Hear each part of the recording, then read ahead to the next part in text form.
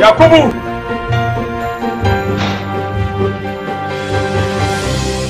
Ai Yakubu! Ai Yakubu! Ai.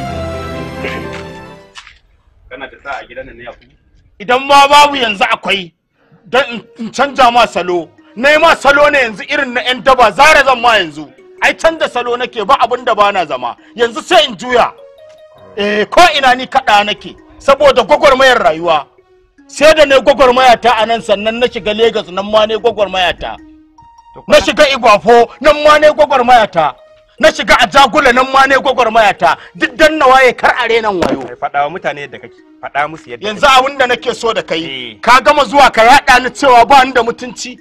ka gama zuwa ka yaɗa ni ba mutumin arziki bane haka musulunci yace ai ka faɗa da bakinka kai ba mutumin arziki haka musulunci yace ka shiga Lagos kai ba mutumin arziki to in ma nayi haka musulunci yace musulunci nuna mana ya almuslimu akul muslimu musulmi dan uwan musulmi ne in ne ba daidai ba kai mun nasiha in ban ji ba kai mun addu'a wata ran sai in zama shiryayye tunda ba kai kai ni ba kai Mika'ilu ni fa ba sa'an ka bane kuma ina da da kamar kai idan na kirawo shi nan tunzirin da za a yi ba kare bane a kira shi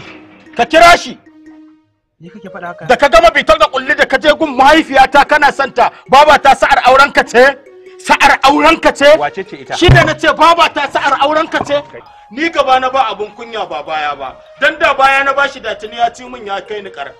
kai kuma dan waye kai da ka taso a hannun dan Daudu ba ni na ji a gun mace na taso kai da ka taso a gurin a sai doya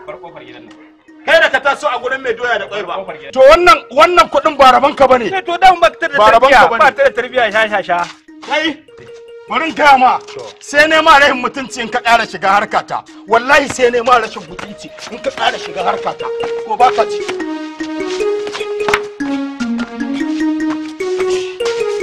ai wannan ne zaki tiya ai ka nuna halinka ai a nono ka tsotsa a nono ka tsotsa daman uwar kama mahaukaciya ce ita ma haka take wannan haukan sha wallahi tallahi duniya ce za ta bi ka za ta biyar da kai daga kai har tsohuwar taka na gode Mika